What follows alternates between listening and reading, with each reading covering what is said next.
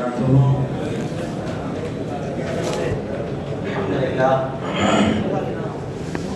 الحمد لله رب العالمين، والصلاة والسلام على سيدنا محمد أشرف المرسلين وعلى آله وصحبه أجمعين، أما بعد.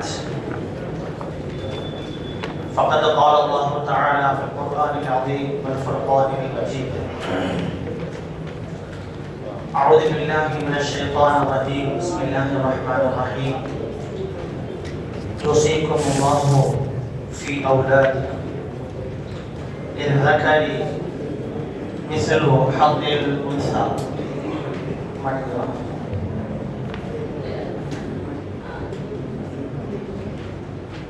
صدق الله العظيم.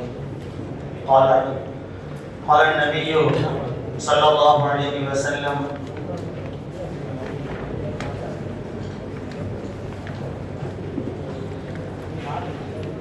قال النبي صلى الله عليه وسلم: إن الله قد أعطى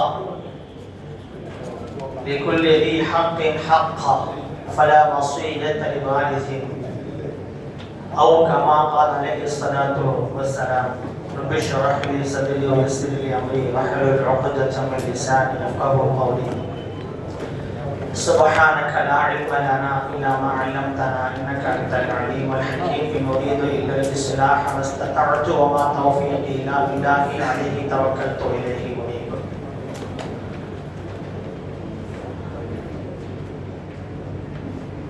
இல்லாமல் அல்லாஹ்வின் பேரருளால் இங்கே நடைபெறக்கூடிய ஆலிம்கள் பங்கேற்கும் ஃபிக்ஹ் பயிலரங்க நிகழ்ச்சியினுடைய தலைவர் கணியத்திற்குரிய உஸ்தாத் அவர்களே, முன்னிலை வகிக்கக்கூடிய உஸ்மானிகள் பேரவையினுடைய உலமாக்கள் மக்களை பொறுப்புதாரிகளே, தமிழகம் எங்கும் இருந்தும் ஆர்வமாய் பங்கெடுத்திருக்கிற ஆன்மீக பெருந்தகைகளான உலமாக்கள் மக்களை, உஸ்தாதுமார்களே, பயிலரங்கத்தில் எனக்கு பின்னால் இங்கே பயிலரங்க ஆய்வுரை தரவிருக்கிற மிகவும் கண்ணியத்திற்குரிய உஸ்தாதுமார்களே, உலமாக்கள் மக்களே, இல்லாமல் அல்லாஹ் ஜல்ல ஷானஹு வ தஆலாவின் அன்பும் அருளும் நம் அனைவருக்கும் என்றென்றும் உண்டாகட்டுமாக. இல்லாமல் அல்லாஹ் ஜல்ல ஷானஹு வ தஆலாவை பயந்து நடந்து கொள்ளும்படி எனக்கும் உங்களுக்கும் வசியத் செய்வோம் என்று தொடங்குகிறாய். வசியத் வராசத் என்கிற இரண்டு தலைப்பின் கீழ் நான் இங்கே சில செய்திகளை உங்களோடு நான் பகிர்ந்து கொள்ள வேண்டும் என்பது எனக்கு தரப்பட்டிருக்கிற குறிப்பு. அரபி மதரசாக்களிலே 6 மாதங்களுக்கும் குறையாமல் தினமும் நடத்தக்கூடிய பாடங்கள் இந்த சம்பந்தமான பாடங்கள். ஆனால் 6 மாதங்கள் தினமும் 1 மணி நேரம் குறைந்தபட்சம் நடத்த வேண்டிய பாடத்தை அரை மணி நேரத்தில் முடிக்க வேண்டும் என்று சொல்லியிருக்கிறார்கள். இருந்தாலும் அதுக்காக நாங்கள் என்ன செய்ய முடியும், உங்களுக்கு 6 மாதத்துக்காக கிளாஸ் நடத்த முடியும் அப்படிலாம் கேட்க முடியாது. என்னவோ அதுதான். எவ்வளவு நம்ம திரட்டி வந்திருக்கிறோமோ, எவ்வளவு நாம் ஆய்வு செய்திருந்தாலும், அதை நாம் குறிப்புகளை திரட்டி வந்தாலும் தரப்பட்ட நேரத்திற்குள் முடிக்க வேண்டும். எனவே நான் நத்தின சுருக்கமாக நான் மத்தனை மட்டும்தான் சொல்லணும். பிபிடி எல்லாம் போடணும்னு சொல்லி ஆர்வமாய் வந்த பொழுது பொறுப்பாளர் சொல்றாங்க, ஆப்ரேட் பண்றதுக்கு ஆள் இல்லை. சரி, இருக்கிற வசதிகளை வைத்து என்ன முடியுமோ அதை நாம் செய்து முடிப்போம் என்கிற முத்தவக்கிரன் அலல்லாஹ் அகோம் அமாமக்கும் ஐயுஹல் அஸாத்திதத்துல் கிராம் உலமா வல் இதாம் راجيا دعواتكم لتوفيق الله عز وجل لإتمام هذه المهمة. கண்ணியத்திற்குரிய உஸ்தாதுமார்களே, உலமா பெருமக்களே, என் முன்னால் பின்னால் உஸ்தாதுமார்கள் இருக்கிறார்கள். என்னிடத்திலே பாடம் படித்த மாணவர்களும் இருக்கிறார்கள். இந்த 30 ஆண்டு காலத்தில் உஸ்மானியா கல்லூரியிலிருந்து பட்டம் பெற்ற உலமாக்கள் அவர்களுக்கு முன்னால் நான் நின்று பேசும் பொழுது எனக்கு ஒரு பாடம் நடத்துற ஒரு ஃபீலிங் தான், அதனால பிரச்சனை இல்லை. அவர்களுக்கு நான் பாடம் நடத்துவதாக வைத்துக் கொண்டாலும் உஸ்தாதுமார்களுக்கு பொறுத்தவரையில் நான் சரியாக பாடம் நடத்துகிறேனா என்று எங்களை கண்காணிப்பதற்காக எங்களை நடுவர்களாக இருக்கிறீர்கள் என்று நாங்கள் நினைத்துக் கொள்கிறோம். அறியாமை காலம். உலகத்தில் உரிமை புரட்சியை வழங்கியது இஸ்லாம் என்பதற்கு ஒரு சான்றுதான் இந்த வராஹத். உரிமை புரட்சி, the revolution of the rights. உலகத்தில் இப்படி ஒரு உரிமைகளை வழங்கிய மார்க்கம் இஸ்லாம். ஜாஹிலியத் எப்படி இருந்தது என்று நான் சொல்லியாக வேண்டும். ஹஜ்ரத் சஅத் இப்னு ஜுபைர் ரலியல்லாஹு அன்ஹு, கதாதா ரலியல்லாஹு அன்ஹு சொல்லுவாங்க, ஜாஹிலியத்தினுடைய நிலைமையை, ஆணாதிக்க சமுதாயம், ஆண்களுக்கு தான் சொத்துரிமை, பெண்களுக்கு சொத்துரிமை இல்லை, அதிலும் குழந்தைகளுக்கு அறவே இல்லை, இதுதான் ஜாஹிலியத் என்று ஹஜ்ரத் சஅத் இப்னு ஜுபைர் கதாதா ரலியல்லாஹு அன்ஹு சொல்லுவாங்க. இப்னு அப்பாஸ் ரலியல்லாஹு அன்ஹுமா சொல்லுவாங்க, ஜாஹிலியத்தில எப்படி சொத்துரிமை வழங்கப்பட்டது, எப்படி உரிமைகள் எடுத்துக் கொள்ளப்பட்டது என்று சொல்லுகிற பொழுது நாம் எல்லாம் தஃசீர்கள்ல பார்த்த செய்திகளாகத்தான் இருக்கும். நான் கோடிட்டு நினைவுபடுத்துவேன். ஒரு பெண் இறந்து விட்டால் அவருடைய சொந்தக்காரர்களில் ஒருவன் ஒரு துணியை கொண்டு வந்து தலையில போட்டுருவான். எவன் துணியை தலையில அந்த பெண்ணுடைய அந்த விதவையான அந்த பெண்ணுடைய தலையில் எவன் துணியை போடுறானோ அந்த பெண் அவனுக்கு சொந்தம். அவன் என்ன செய்யலாம்? அவன் நினைத்தால் அந்த பெண்ணை திருமணம் செய்து கொள்வான். இல்லை என்றால் அந்த பெண்ணை அவனுடைய கஸ்டடியில் வைத்துக் கொள்வான். அவள் அழகான பெண்ணாக இருந்தால் அவனே மணந்து கொள்வான். அழகற்ற பெண்ணாக இருந்தால் விரும்பினால் திருமணம் செய்து கொடுப்பான். திருமணம் செய்து கொடுத்தாலும் அந்த மகனை அவன் பெற்றுக் கொள்வான். இப்படி பெண்களின் மீது ஆதிக்கம், பெண்களையே வாரிசாக ஆக்கக்கூடிய, அப்பதான் ரப்பல் ஆலமீன் ஆயத்திற்கு வச்சா, யா அய்யுஹல்லதீன ஆமனு லா யஹில்லுக்கும் அன் தரிஸு நிஸா கர்ஹா, பெண்களுக்கு நீங்கள் வாரிசுதாரர்களாக வற்புறுத்தி நிர்பந்தத்தின் பெயரில் நீங்கள் ஆகுவதற்கு அனுமதி இல்லை என்று சொன்னார். இப்படி இந்த இரண்டு செய்திகள் ஒரு பெண்ணையே உரிமையாக்கிக் கொள்கிற அளவிற்கு வாரிசு உரிமை என்ற அடிப்படையில் ஒரு தாறுமாறான நடைமுறை இருந்தது. அறிவுலகத்திற்கும் அறிவுலகம் ஏற்றுக்கொள்ளாத சில சூழ்நிலைகள் இருந்தது. ஆண்களுக்கு மாத்திரம் சொத்துக்கள் வழங்கப்பட்டது. கணக்கில் முறையான கணக்கு வழக்கு இல்லாமல் நடந்து வந்த சமயத்தில் ஒரு கட்டத்தில் ஹஜ்ரத் சஅத் இப்னு ரபீஅ ரலியல்லாஹு அன்ஹு அவர்களுடைய மனைவி வருகிறார். அல்லாஹ்வின் தூதரிடத்திலே வந்து, யா ரசூலல்லாஹ், குதில சஅத் ஃபீ உஹத் மஅக், உஹத் களத்திலே தங்களோடு கலந்து கொண்ட என் கணவர் சஅத் ஷஹீதாக்கப்பட்டார். என்னுடைய இரண்டு பெண் குழந்தைகள் ஹாதானி இப்னதாயா மின் சஅத், இதோ எனக்கு சஅதின் மூலமாக பிறந்த இரண்டு பெண் குழந்தைகள். இந்த பெண் குழந்தைகளினுடைய சித்தப்பா பெரியப்பா அவர் சொத்துக்களை எல்லாம், சஅதுடைய சொத்துக்களை எல்லாம் அபகரிக்க நினைக்கிறார். பொருள் இருந்தால்தானே இந்த பெண் குழந்தைகளுக்கு திருமணம் செய்து கொடுக்க முடியும். எனக்கு ஒரு பைசா சொத்துக்கள் இல்லை, என்ன செய்வது என்று கேட்டார்கள். ஹஜ்ரத் பெருமானார் ஸல்லல்லாஹு அலைஹி வஸல்லம் அமைதியாக இருந்து கொண்டு சொன்ன, யக்தில்லாஹு ஃபீக், கொஞ்சம் பொறுமையாக இருங்கள், அல்லாஹ் உங்கள் விஷயத்தில் உங்களுக்கு தீர்ப்பு செய்வான், தீர்ப்பு தருவான் என்று சொன்ன பொழுது அந்த நேரத்தில் தான் அல்லாஹ் ஜல்ல ஷானுஹு யுஸீகுமுல்லாஹு ஃபீ அவ்லாதிக்கும் என்கிற இந்த வசனங்கள் இறக்கி வைக்கப்பட்டது. வாரிசு உரிமையை உலகத்திற்கு சொல்லித் தருகிற வசனங்கள். ஒரு பெண், அவளை பெண்ணினுடைய கோரிக்கைக்காக போர்க்களத்திலே உயிர் நீத்த தியாகியான சஅத் இப்னு ரபீஅ அவர்களுக்கு அவர்களுடைய பெண் மக்களினுடைய வாழ்வாதாரத்திற்காக நபிகள் நாயகம் ஸல்லல்லாஹு அலைஹி வஸல்லம் பட்ட கவலையின் வெளிப்பாடு அல்லாஹ்விடமிருந்து சட்டம் வந்தது. யூசிக்குமுல்லாஹு ஃபி அவுலாதிக்கும். அருமையான பெருமதி செய்தி திருமதியில் அபூ தாவூதில் வருகிறது. இந்த வசனம் இறங்கிச்சு திருக்குர்ஆன் ஷரீஃபிலே நெடுகிலும் வாரிசுரிமை சம்பந்தப்பட்ட மூன்று வசனங்கள் தான். யூசிக்குமுல்லாஹு ஃபி அவுலாதிக்கும் என்று தொடங்குகிற சூரத்துல் நிசாவினுடைய தொடர்ந்து 2 வசனங்கள். வலக்கும் நிஸ்ஃபு 2வது வசனம். சூரத்துல் நிசாவுடைய கடைசி வசனம் இஸ்தஃப்தூனக் ஃபில் கலாலா சம்பந்தமான இந்த நிறைவு வசனம். குர்ஆன் ஷரீஃப் நெடுகிலும் இந்த 3 வசனங்கள் தான் வாரிசுரிமை சட்டத்திற்கான அடிப்படை சோர்ஸ், மூலாதாரங்கள். இந்த வராசத்தினுடைய முழுமையும் இதில் அடங்கும்.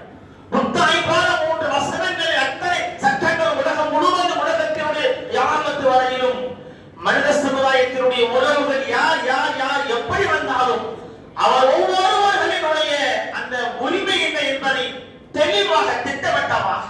அருமையான பெருமக்களே, இந்த 3 வசனங்களின் விரிவுரைதான் வராசத்து சம்பந்தப்பட்ட 1000 கிதாபுகள், அதற்கான ஷுரூஹாத்துகள். அல்லாஹு அக்பர். 3 வசனங்களுக்கு விரிவுரை இத்தனை பக்கங்கள், இத்தனை வால்யூம்களாக எழுதப்பட்டிருக்கிறது. இன்றைக்கு அதனுடைய விரிவாக்கமாக நவீன காலத்திற்கு ஏற்ப இன்றைக்கு சாஃப்ட்வேர்கள்ல இன்னைக்கு வாரிசுரிமை சம்பந்தமான விஷயங்கள், சொத்துக்களை பகிர்வதற்கான வழிமுறைகள் இந்த சொத்துரிமை சட்டத்தின் அடிப்படையில் இன்றைக்கு சாஃப்ட்வேர் வந்துருச்சு. அந்த காலத்தில் நாம் இன்றைக்கு அது பற்றி அடிப்படைகள் பேசிக் கொண்டிருக்கிறோம். தந்தை இறந்து விட்டால் யார் யார் வாரிசாக இருக்கிறோம் என்று குடித்தால் போதும், அதற்கான பங்குகள் என்ன என்பது நொடி பொழுதில் நமக்கு கிடைத்துவிடும். பெரிய கணக்கு வழக்கெல்லாம் போட்டு அடிச்சு திரிச்சு பெருக்கி வகுத்தெல்லாம் பார்க்க வேண்டிய தேவையில்லைங்கிற அளவுக்கு இன்னைக்கு சாஃப்ட்வேர் கொண்டு வந்துட்டு இருக்கிறோம். அட்வான்ஸா போயிட்டு. அருமையான பெருமக்களே, இந்த நேரத்தில் இந்த வசனம் இறங்கியதற்கு பிறகு அன்றைக்கு வாழ்ந்த அரபுலக மக்களிடத்திலே இப்படி ஒரு சூழல் இருந்தது என்று வரலாற்றிலே படிக்கிறோம். தஃசீர் இப்னு கஸீர் ரஹ்மத்துல்லாஹி பதிவு செய்வாங்க. அந்த வசனம் இறங்கிய கரிஹன் நாஸ் லம்மா நஸலத் ஆயத்துல் மீராத், கரிஹன் நாஸ் மக்கள் வெறுத்தாங்க. சில பேர் கேட்டாங்களாம், பொம்பளைக்கு 4 ஒரு பகுதியா, ஒரு பெண்ணுக்கு 8 ஒரு பகுதியா, பெண்ணுக்கு பாதி சொத்தா? ஆச்சரியமாக இருக்குது. குழந்தைகளுக்குமா சொத்து உண்டு? குழந்தைக்கு சொத்து உண்டுமா என்று கேட்டார். ஏனென்றால் புனித குர்ஆன் ஷரீஃபிலே சட்டம் எடுக்க அந்த வாரிசுரிமை சட்டத்தில் குழந்தைக்கு அல்ல, பிறந்த குழந்தைக்கு அல்ல, கருவில் வளர்கிற ஜனி, கரு குழந்தைக்கும் சொத்து உண்டு. இந்த வாரிசுரிமை சட்டத்தினுடைய கடைசி பகுதியில் நான் அதையும் குறிப்பிட்டிருக்கிறேன். குழந்தை அதெல்லாம் இங்கே விரிவாக சொல்வதற்கு நேரம் கிடைக்குமா என்று தெரியவில்லை. கருவில் வளரக்கூடிய குழந்தைகளுக்கு இருக்கிறது. அருமையான பெருமக்கள், ஆக இதை அன்றைக்கு அரபுலகம் எடுத்த பொழுது பெண்களுக்குமா சொத்து என்று கேட்டார்கள். இன்னைக்கு 21ஆம் நூற்றாண்டிலே பாராளுமன்றத்திலே சட்டம் பேசுறாங்க, பெண்களுக்கு சொத்து கொடுக்கணும் அப்படின்னு சொல்லி. எவ்வளவு சட்டமன்றத்தில் அதை ஏற்றி இருக்கிறாங்க, பாராளுமன்றத்தில் பேசப்படுது.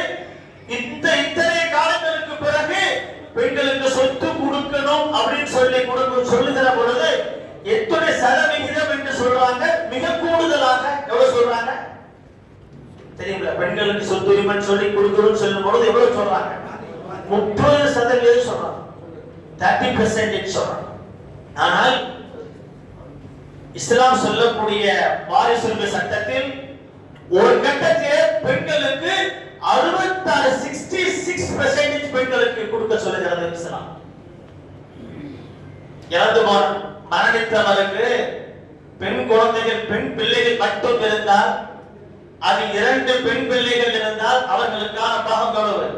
சுலுசானி அன்னிஸ்ஸுலில் அடிக்கடி மனப்பாடம் பண்ணிருப்போம். ஆனா சொல்றாங்க அன்னிஸ்ஸுலில் வாஹிதா வ சுலுசானி லிஸ்னைனி ஃபஸாயிதா. மரணித்தவருக்கு 2 பொம்பளை பிள்ளை இருந்துச்சுன்னு சொன்னா தந்தையின் சொத்தில் அவர்களுக்கு 3/2 பகுதி, 3 கோடி ரூபாய் சொத்துன்னு சொன்னா 2 கோடி ரூபாய் அந்த 2 பெண் மக்களுக்கு. வேறு யாருமே இல்லாவிட்டால் அடுத்து எங்க போகும் சொத்து? ரத்து மஸ்அலாவிலே அதுவும் அந்த பெண் குழந்தைகளுக்கே வரும். அப்ப 100% 65% இருந்து சுலுசுல இருந்து ஆரம்பிக்கும். الثلث للواحدة والثلثان للاثنين فالصاعدة. ஒரே ஒரு பெண் இருந்தால் மூன்றில் ஒரு பகுதி, ரெண்டு பேருக்கு மேலே இருந்தால் மூன்றில் இரண்டு பகுதி. யாருமே இல்லாத பட்சத்தில் பெண் பிள்ளைகள் மட்டும் இருந்தால் ரத்து மசாலா அடிப்படையிலே முழு சொத்தையும் பெண்ணை அனுபவிக்க முடியும் என்று பெண்களுக்கு அதாவது 33 மினிமத்திலிருந்து ஆரம்பிச்சு 100% வரைக்கும் சொத்துரிமை வழங்கியது 1400 ஆண்டுகளுக்கு முன்னால் அண்ணன் பெருமானார் ஸல்லல்லாஹு அலைஹி வஸல்லம். அருமையான பெருமக்களே, மூன்றே வசனம் என்று நான் சொன்னேன். அதிலே கலாலான்னு ஒரு கேட்டகரி இருக்கிறாங்க. சுருக்கமா சொல்லலாம், எல்லாருமே ஆசிரியர் பெருமக்கள், ஆன்மீக பெருந்தகைகள், உலமாக்கள், ரொம்பலாம் விரிச்சு சொல்ல வேண்டியது இல்லை. 3 கலாலா சம்பந்தமாக ஹஜ்ரத் உமர் ரலியல்லாஹு அன்ஹு அவங்க கவலைப்பட்ட பல விஷயங்கள். ஒன்று இந்த கலாலா மது சம்பந்தமா கவலைப்பட்டாங்க. ஜத்துக்கு என்ன சொத்து கொடுக்கணும்ன்ற விஷயத்துல அவங்க தெளிவு கிடைக்கணும்னு எதிர்பார்த்தாங்க. அதுல ஒண்ணு கலாலா சம்பந்தமாக என்ன தெளிவு, என்ன சட்டம். கலாலா சொன்னா லா வலத லஹு வலா வாலித், இறந்து போன மரணித்தவருக்கு குழந்தைகள் இல்லை, தந்தையும் இல்லை, அவர் கலாலா சரியத்துல. அவருக்கு அவருடைய சொத்துக்களுக்கு யார் பொறுப்பு, யார் வாரிசுதார்? பிள்ளைகளும் இல்லை, தந்தையும் இல்லை. பிள்ளைகள் இல்லை, தந்தை இருந்தால் தந்தையை உணவையாக எடுத்துக் கொள்வார், அசபா. ஆனா தந்தையும் இல்லை, பிள்ளையும் இல்லை, கலாலாவுக்கு யார் என்று விவரப்படுவதுதான். அடுத்த கட்டமாக சகோதரர்களுக்கு சொத்து போகும். அது சம்பந்தமான விஷயத்தை ஹஜ்ரத் உமர் ரலியல்லாஹு அன்ஹு தெளிவுபடுத்துற, உம்மத்துக்கு தெளிவுபடுத்துற. எப்படி மது ஹம்ரு சம்பந்தமாக அது ஹராமா, அது ஹராமா, அது ஹலாலான தெளிவு வரலையே என்று அவர்கள் ஏங்கி துஆ செஞ்சாங்கல்ல, அல்லாஹும்ம பையினா ஃபில் ஹம்ரி பைன ஷாஃபியா. அத மாதிரி அவங்க கவலைப்பட்டாங்க. கலாலா என்ன? அப்பதான் அல்லாஹ் தஆலா ஆயத்தை இறக்கி வச்சு இஸ்தஃபுன் ஃபில் கலாலா. அதுக்கு பிறகு ஸல்லல்லாஹு அலைஹி வஸல்லம் அடிக்கடி கேட்பாங்களாம். ஸல்லல்லாஹு அலைஹி வஸல்லம் அவர்களிடத்தில் ஹஜ்ரத் உமர் ரலியல்லாஹு அன்ஹு அதிகமாக கேட்டது இந்த கலாலா சம்பந்தமாக. ஒரு கட்டத்துல பெருமானார் ஸல்லல்லாஹு அலைஹி வஸல்லம் உமர் தான் வயித்துல ஒரு குத்தி உமர் யக்ஃபீக ஆயத்து ஸைஃப், உங்களுக்கு இந்த கலாலா சம்பந்தமான இந்த வசனம் உங்களுக்கு போதும், அது எல்லாமே இருக்குதுன்னு சொன்னாங்க. அது படிங்க, அது இருக்கு எல்லாமே. அருமையான பெருமக்கள், அப்படிப்பட்ட இந்த மசாயில்கள் வராசத் சம்பந்தமாக சஹாபா பெருமக்களிலேயே இந்த வாரிசுரிமை சட்டம் குறித்து எல்லோரும் ஒரே நிலையில் இல்லை. சில சஹாபாக்கள் அதில் தேர்ச்சி பெற்றிருந்தாங்க. அதுல ஒருத்தர் அப்துல்லாஹ் இப்னு மஸ்ஊத் ரலியல்லாஹு அன்ஹு. ஒரு பெண்மணி வந்து கேட்டாங்க, செய்தி புகாரியில் வருகிறது, நம்ம எல்லாம் அறிந்த செய்தியாக இருக்கலாம். ஹுசைன் இப்னு ஷரஹபி அறிவிக்கிற செய்தி. அபூ மூஸா ரலியல்லாஹு அன்ஹு அவர்களிடத்திலே ஒரு பெண்மணி வந்து கேட்கிறார், ஒரு மகள் இறந்து போன ஒருத்தருக்கு மகள் இருக்கிறார், மகன் வழி பேத்தியும் இருக்கிறார், ஒரு சகோதரியும் இருக்கிறார், சொத்தை எப்படி பங்கு வைக்கிறது கேட்டாங்க. ஹஜரத்துமார் சமயத்துல காமத் சொல்ற அவசரத்துல போயிட்டு இருக்கும்போது நிறுத்தி கேட்பாங்க, ஹஜரத் இதுக்கு சொல்லிட்டு போங்க. அப்படிதான் சொல்லிட்டு போற விஷயம் இல்ல, கொஞ்சம் தீர்க்கமா யோசித்து சொல்லணும். வாரிசுரிமை சட்டத்தை எல்லாம் போன்ல சொல்ல முடியாது. ஏன்னா அதுல வாரிசுரிமையிலே ஹஜப் இருக்கிறது, ஹஜபல் நுக்சான் இருக்கிறது, ஹஜபல் ஹிர்மான் இருக்கிறது. யார் இருந்தா யாருக்கு பாகம் குறையும், யார் இருந்தா யாருக்கு பாகம் கிடையாது, இதெல்லாம் சொல்லணும். இருக்கிறவங்க மட்டும் சொல்லுவாங்க. சிலர் அவங்க யார சொல்லணுமோ அதை மட்டும் கேட்பாங்க, மற்றவங்களை விட்டுருவாங்க. அப்போ அதையெல்லாம் நம்ம எல்லா பேக்ரவுண்டையும் தெரிஞ்ச பிறகுதான் நம்ம சொத்துக்கு எந்த உரிமை சொல்ல முடியும். இங்கே மகன் வழி பேத்தி, அடுத்து சகோதரி, இறந்து போனவருக்கு சகோதரி, 3 பேர் இருக்கிறாங்க. இறந்து போனவருக்கு சகோதரி, பேத்தி, அப்புறம் மகன். அபூ மூஸா சொன்னாங்க ரலியல்லாஹு அன்ஹு, நீங்க மகளுக்கு பாதி பேத்திக்கு பாதி சொல்லிட்டாங்க. நீ சொல்லிட்ட அதோட உடல்ல நீங்க போய் இப்னு அப்துல்லாஹ் மஸ்ஊத்ல கேளுங்க,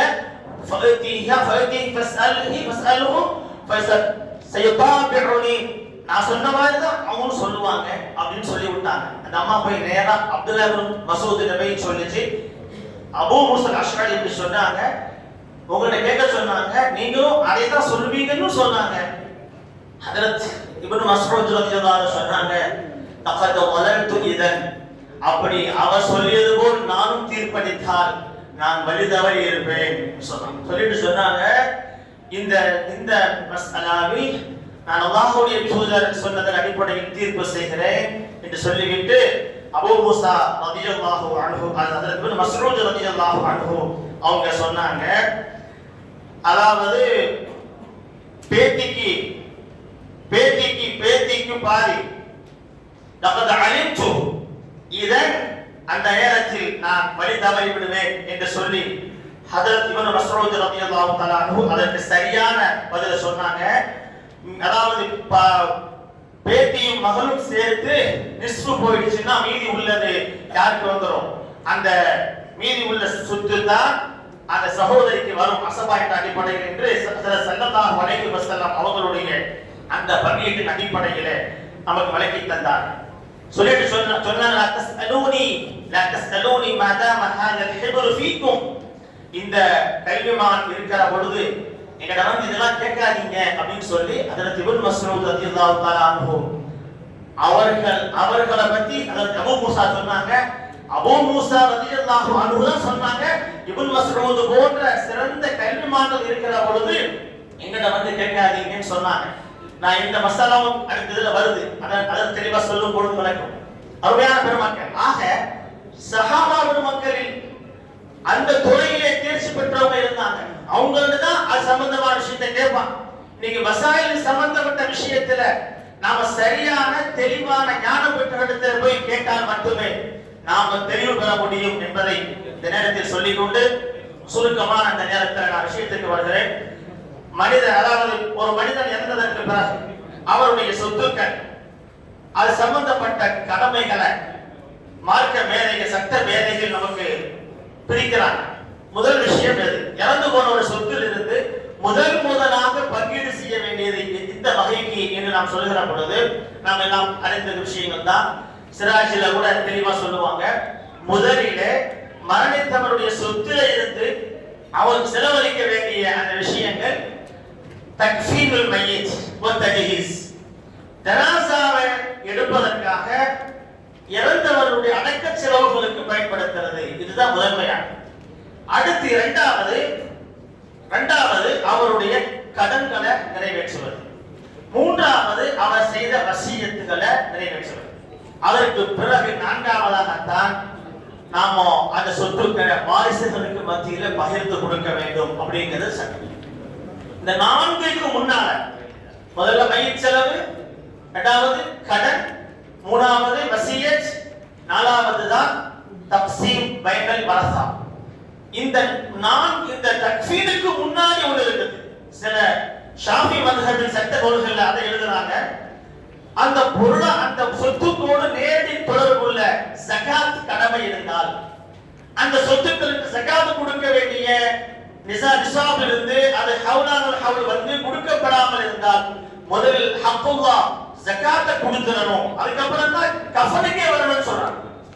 அதே போல நதுர முஅய்யன், அதே போல அடமானம், அவர் சொத்துக்கள் அடமானத்தில் இருக்கிறது, அடமானத்திலிருந்து மீட்கப்படுவதற்கு செலவழிக்கப்பட வேண்டும் அவர் சொத்தை முதல்ல என்றெல்லாம் கஃபன் தஃபனுக்கு முன்னாடி சம்பந்தப்பட்ட சில கடமைகளை சொல்லி தருகிறார்கள்.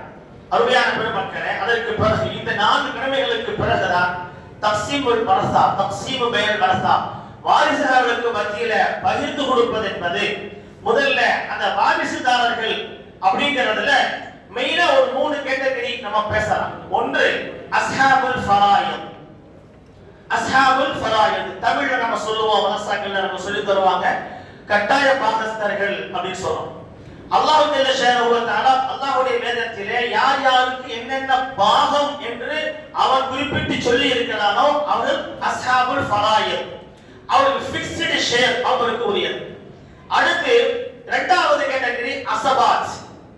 அஸபாத் என்பது அந்த கட்டாய பாகஸ்தர்களுக்கு கொடுத்தது போக மீதி உள்ள சொத்துக்களை அவர்களுக்கு மத்தியிலே உரிய முறைப்படி உரிய விகிதாசாரப்படி அவர்கள் பகிர்ந்து கொள்வார்கள் என்பது இரண்டாவது அஸபா. அந்த அதாவது அந்த அஸ்ஹாபுல் ஃபராயித் என்று சொல்லுகிற கட்டாய பாகஸ்தர்கள் அவர்கள் எதையெல்லாம் அவர்களுக்கு வழங்கப்படுகிறதோ அதற்கு போக மீதி உள்ள சொத்துக்களை அத்தனையும் சுருட்டி கொள்வாங்கன்னு சொல்லுவாங்க. யஹ்ருசுல் மால் யஅஹுது மா அபகதுஹு அஸ்ஹாபுல் ஃபராயித். அஸ்ஹாபுல் ஃபராயித் எதையெல்லாம் எடுத்தார்களோ அது போக மிச்ச வைச்சதை ஃபுல்லா எடுத்துக் கொள்ளக்கூடியவங்க தான் இந்த அஸபா அப்படிங்கிறவங்க. அஸ்ஹாபுல் ஃபராயிதே இல்லைன்னு சொன்னா இருக்கிற சொத்து அத்தனையும் அவங்க பங்கு வச்சுக்குவாங்க. மூன்றாவதாக ஷாஃபி மذهب அடிப்படையில தவுல் அர்ஹாம் என்று சொல்லக்கூடிய உலுல் அர்ஹாம் என்று சொல்லக்கூடிய உடல்வாய் ஜனங்கள் என்று சொல்லக்கூடிய தாய் வழி பெண் வழி உறவுக்காரங்க அவங்க இருக்காங்க. அஸபா என்பது தந்தை வழி உறவு என்றால் உலுல் அர்ஹாம் பெண் சம்பந்தப்பட்ட தாய் வழி உறவை குறிக்கிறது. அவங்களுக்கு கொடுக்கணும். அவங்களுக்கு கொடுக்கிறதுக்கு முன்னால அஹ்னாஃப்கள்ட்ட பெரும்பான்மையான உலமாக்கள் இடத்துல அஸபாவுக்கு அடுத்தபடியாக அந்த கட்டாய பாகஸ்தர்கள் அப்படின்னு சொல்லக்கூடிய அவர்கள்ல யார் இருக்கிறாங்களோ அவங்களுக்கு திரும்ப ரத்து கூடுதலாக கொடுத்து அதை முடிச்சிடணும்னு சொன்னோம். அதாவது இதுவெல்லாம் இந்த வரிசையில் பார்க்க வேண்டும். முதல்ல அஸ்ஹாபுல் ஃபராயித், அதுக்கப்புறம் அஸபா, அஸபாவுக்கு அடுத்தபடியாக அந்த ரத்து தமில் ஃபுரூக் அன்-நஸபியா அவங்களுக்கு அவங்க அஸ்ஹாபுல் ஃபராயித்களுக்கு என்னென்ன சொத்துக்கள் கிடைக்கிறதோ எந்தெந்த விகிதாசாரப்படி கிடைக்கிறதோ அதன் அடிப்படையில் இருக்கிற சொத்துக்களை மீதி உள்ளதையும் அவர்களுக்கு அது வழங்க வேண்டும் அப்படின்னு சொல்லக்கூடிய ஒரு கேட்டகரி இருக்கிறார். இந்த கேட்டகரிகளுக்கு பிறகுதான் ஆறாவதாக வரக்கூடிய மௌலல் முவாலாத் அப்படின்னு சொல்லக்கூடிய ஒரு கேட்டகரி. இன்னைக்கு அதெல்லாம் அதிகமா இல்லை.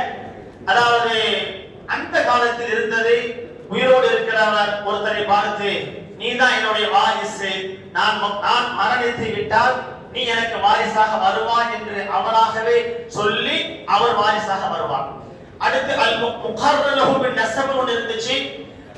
வம்சம் அறியப்படாத ஒருத்தரை யாரோ ஒருத்தர் அவர் நீதான் என் வாரிசு என்று அவரை சொல்லிவிட்டார், அவர் வாரிசாக கருதப்பட்டு அவருக்கு வழங்கப்படக்கூடிய சொத்துரிமை. ஏழாவதாக அல் மூசா லஹு என்று சொல்லக்கூடிய வசியத், யாருக்கு வசியத் செய்யப்பட்டதோ. வசியத்தை பற்றி நாம் சொல்ல இருக்கிறோம். வசியத் என்பது மரணித்து போகக்கூடியவர் மரணத்திற்கு பின்னால் அவர் சொத்துக்களை யார் யாருக்கு எவ்வளவு கொடுக்க வேண்டும் என்று சொல்லி செல்வது வசியத். அந்த வசியத் ஷரியத்துல ஹயாத்தாக ஒரு கட்டத்தில் இருந்தது. மரணிக்கிறவர் சொந்த பந்தங்களுக்கே வசியத் செய்ய வேண்டும், வாரிசாக வரக்கூடியவருக்கே வசியத் செய்து செல்ல வேண்டும். அது கடமையாக இருந்தது.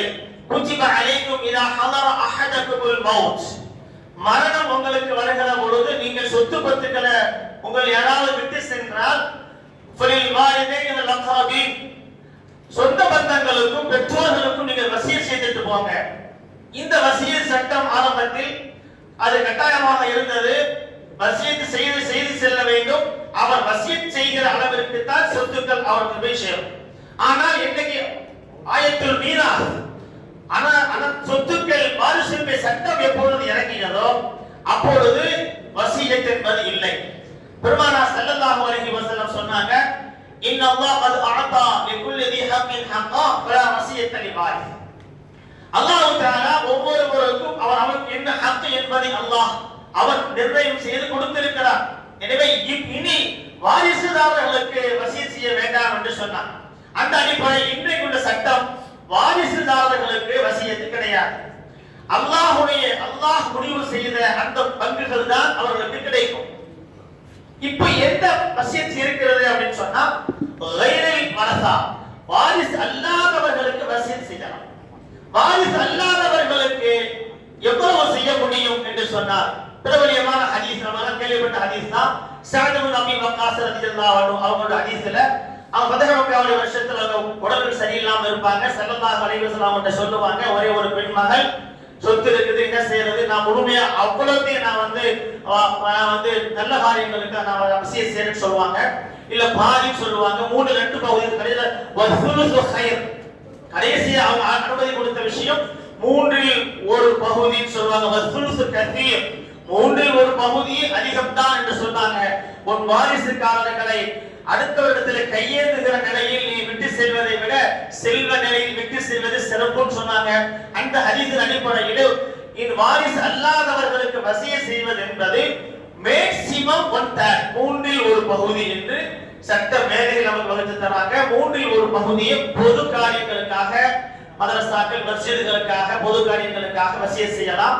அது மூன்றில் ஒரு பகுதியை விட கூடக்கூடாது. இன்னைக்கு நுணுக்கமாக ஆய்வு செய்யப்பட்ட இமாம்களுடைய கருத்தை நான் சொன்னா, வசியத் என்பது வாரிசுக்காரர்களுக்கு செய்வதாக இருந்தாலும் வாரிசுக்காரர் அல்லாதவர்களுக்கு மூன்றில் ஒரு பகுதியை விட அதிகமாக செய்வதாக இருந்தாலும் வாரிசுதாரர்கள் அனுமதித்தால், அவர்கள் அதை அங்கீகரித்தால் அது செல்லும் என்று சொல்லுகிறார்கள்.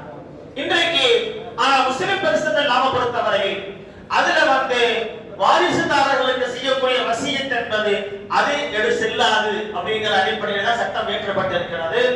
அப்போ நாம இன்னைக்கு வசியத் செய்வது என்பது வாரிசுதாரர் அல்லாதவர்களுக்கு அதே நேரத்தில் மொத்த சொத்தில் மூன்றில் ஒரு பகுதி அளவுதான் செய்ய முடியும் என்பதை நான் கவனித்துக் கொள்ள வேண்டும்.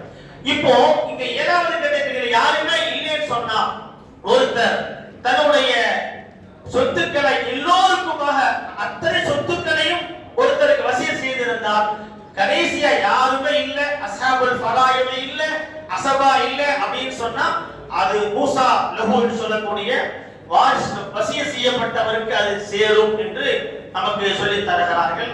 மவானிஉல் இர்ஸ், வாரிசுரிமையை தடுக்கக்கூடிய காரணிகள். அருமையானவர்களே, தந்தைக்கு பிறந்த பிள்ளையாக இருந்தாலும் தந்தையாக இருந்தாலும் சொல்ல வருகிற 4 விஷயங்கள் இருந்தால் வாரிசுரிமையை அது தடுக்கும்.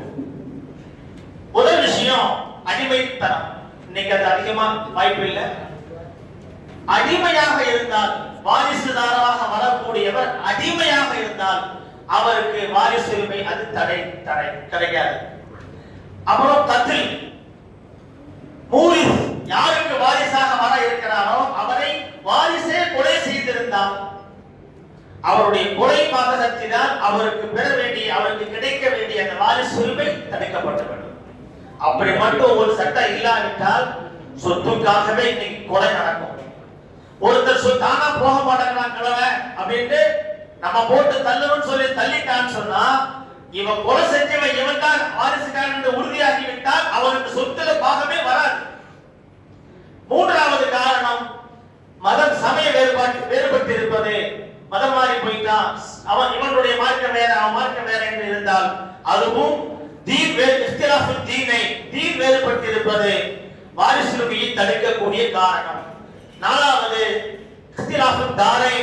தாருல் ஹர்பில ஒருத்தர், தாருல் அம்ன்ல, இப்படி வேறுபட்ட நாடுகளில் இருக்கக்கூடிய அந்த வாரிசுதாரரும் இறந்து போனவரும் நாடு வேறுபட்டு இருந்தாலும் அந்த வாரிசுரிமையை தடுக்கும் என்று நமக்கு வகுத்து தந்திருக்கிறார்கள். கூடுதலாக 2 பேர் மரணிச்சாங்க, மரணிக்கிற நேரம் தெரியல, நேரம் கூடலா இருக்குது அப்படின்னு சொன்னா ஒரே நேரத்துல மூத்தா போயிட்டாங்க, யார் முந்தி போனா யார் முந்தி இறந்தாங்கன்னு தெரியல என்று சொன்னாலும் அப்படிப்பட்ட அந்த நேரத்திலும் அந்த 2 பேரும் மரணத்தினுடைய நேரம் தெரியாத நிலையில் மரணித்தவர்கள், அவர்களுக்கும் வாரிசுரிமை கிடைக்காது.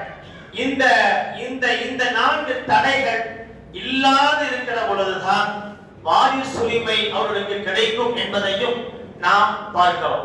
அருமையான பெருமக்களே, இந்த நேரத்துல வாரிசுரிமை பெறக்கூடிய கட்டாய பாகஸ்தர்கள் என்று சொல்லக்கூடிய 12 பேரை சொல்றான் ஷரியத் சொல்லுகிறது. குர்ஆன் ஹதீஸின் அடிப்படையில 12 பேர் தான். அதுல ஆண்கள்ல 4 பேர் தான், பெண்கள்ல 8 பேர். அதுலயும் பெண் சமுதாயம் தான் அதிகமாக இருக்கிறார். சொத்துரிமையை பெறுவதில் அதிகமாக பெறக்கூடியவங்க யாருன்னு பாத்தீங்கன்னா பெண்கள். ஆண்களை பொறுத்தவரையில் தந்தை, ஜத்து, தந்தையின் தந்தை, அப்புறம் தாய் ஒன்றித்த சகோதரன், அப்புறம் கணவன். இந்த 4 பேர் தான் ஆண்கள்ல சொத்துக்கு உரிமை பெறுகிறார்கள். பெண்கள்ல 8 பேர் இருக்கிறாங்க. அதுல முதல்ல மனைவி, மகள், மகன் வழி பேத்தி, அதே போல தாயும் தந்தையும் ஒன்றித்த சகோதரி, தந்தை ஒன்றித்த சகோதரி, தாய் ஒன்றித்த சகோதரி, அப்புறம் தாய், அப்புறம் பாட்டி. இத 8 சாராரும் இருக்கிறார். இதுல இந்த 8 சாரார்ல தாய், மகள், மனைவி, இந்த மூன்று பேரும், தாய், மகள், மனைவி, இந்த 3 பேரும் அவங்களுக்கு சொல்லப்பட்ட அந்த பாகத்தை எந்த நேரத்திலும் அவர்களுக்கு குறைக்கவோ தடுக்கவோ படாது. ஹஜமே ஏற்படாத ஒரு கேட்டகரி யார் அப்படின்னா இந்த 3 பேர் தான், தாய், மகள், மனைவி. இவங்களுக்கு ஹஜபு ஹிர்மான் என்கிற முழுமையான தடையும் இருக்காது, நுக்சானும் ஏற்படாது. இந்த இவ்வளவு பேர் தான் இதுல உள்ளவங்க. அருமையான பெருமக்களே, இது ஒவ்வொருத்தராக நாம விவரிச்சு பேசுறதுக்கான நேரம் இல்லை. சுருக்கமாக நம்ம இதுல பேச வேண்டிய விஷயங்கள்ல மவானி அல்-ஹுகூக் அல்-முத்தஅல்லிகத்து பில் மய்யித், மய்யித்தினுடைய சொத்துக்களோடு தொடர்புடைய கடமைகள். மவானி அவர் அஸ்ஹாபுல் ஃபராயித், அஸபா, அவர் உலுல் அர்ஹாம். இந்த உலுல் அர்ஹாமை நாம் தெரிந்து கொள்ள வேண்டும். உலுல் அர்ஹாம் என்பது பெண் சம்பந்தப்பட்ட பெண் உறவுகளை நாம் சொல்கிறோம்.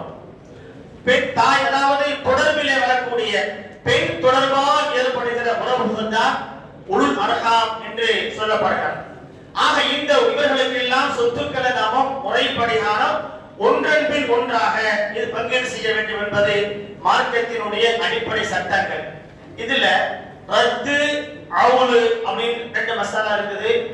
சொத்துக்களை பங்கு வைக்கிற பொழுது கூடுதலாக வருகிற சொத்துக்களை திரும்பவும் அவர்களுக்கு கொடுப்பது.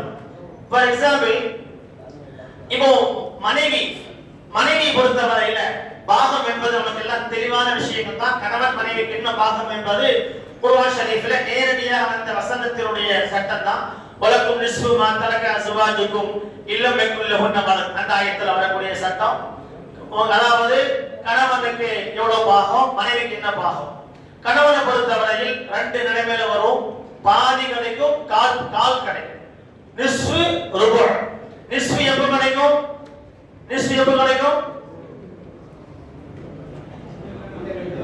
மனைவிக்கு இல்லை யகுல் லஹுன்ன வலத், குழந்தை இல்லாவிட்டால் பாதி. யாருக்கு குழந்தை இல்லைன்னா மனைவிக்கு தான். யார் சொத்தோ அவங்களுக்கு தான். மனைவிக்கு குழந்தை இல்லாவிட்டால் கணவனுக்கு பாதி. மனைவிக்கு குழந்தைகள் இருந்தால் ருபு, கால் பகுதி கிடைக்கும். இப்போ அதே மாதிரி மனைவி பொறுத்தவரையில் மனைவி கணவன் சொத்துல மனைவிக்கு எவ்வளவு கிடைக்கும்? வலஹுன்ன ருபு மிம்மா தரக்தும் இல்லம் யகுல் லகும் வலத். உங்களுக்கு பிள்ளைகள் இல்லாவிட்டால், கணவனுக்கு பிள்ளை இல்லனா மனைவிக்கு ருபு கிடைக்கும், பிள்ளை இருந்தால் சுமுன் கிடைக்கும். இப்போ இந்த சுமுன் ருபு இது மனைவியுடைய பாகம். இந்த ஒருத்தர் இறந்து போய்விட்டால் 2 பொம்பளை பிள்ளைங்க இருக்குது, மனைவி இருக்கிறா என்று சொன்னால் மனைவி 2 பொம்பளை பிள்ளைங்க, மனைவிக்குள்ள பாகம் எவ்வளவோ அதை கொடுத்துறணும். பிள்ளை இருப்பதனால சுமுன் கொடுத்தது போக மீதி உள்ள சொத்துக்களை 2 பொம்பளை பிள்ளைங்க எடுத்துச்சு அப்படின்னா அவங்க அந்த தலைக்கு தக்கவாறு பகிர்ந்து வகுத்து கொடுத்து அதை அவர்கள் முழுமையாக எடுத்துக்கொள்வார். ஆக்சுவலா என்ன வரும்னா, பெண்களுக்கு 2 பிள்ளை இருந்தா சுலுசானி வரும். அந்த சுலுசானியை விட தாண்டி மீதி உள்ளதையும் சேர்த்து அந்த பெண் பிள்ளைகளே எடுத்துக்கொள்வார்கள் என்று நாம் சட்டத்திலே பார்க்கிறோம். அதே போலத்தான் அவுல் இருக்கிறது. ஆக இது சம்பந்தமான ஒரு விரிவான விளக்கங்களை நம்ம அந்த 1/2 மணி நேரம் 40 நிமிடத்தில் தர இயலாது என்பது நமக்கு எல்லாம் தெரியும். இருந்தாலும் சில அடிப்படைகளை நம்ம தெரிஞ்சுக்கணும். கொடுக்கப்பட்டிருக்கிற திருண்டவுட்ல ஓரளவு இருக்குது. அது போக ஏராளமான விஷயங்களும் சட்ட நூல்களிலே நாம் அறிந்திருக்கிறோம். இன்ஷா அல்லாஹ் அது சம்பந்தப்பட்ட ஒரு தெளிவு நமக்கு இருக்க வேண்டும். இன்றைக்கு முஸ்லிம் பிரச்சனை எல்லாருக்கு எதிராக இருக்கிற ஒரு சோதனையான காலகட்டத்தில் நாம் இது சம்பந்தப்பட்ட இந்த அல்லாஹ்வினுடைய சட்டத்தினுடைய உயர்வை, மாண்பை உலகறிய செய்ய வேண்டியது நம்முடைய கடமை.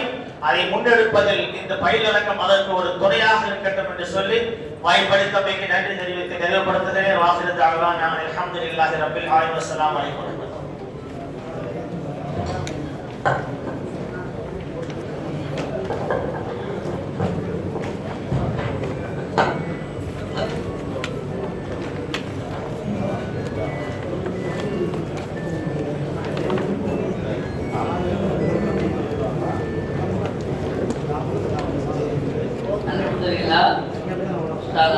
தங்களுக்கு கொடுக்கப்பட்ட சுய விலாசம் என்ற தலைப்பில்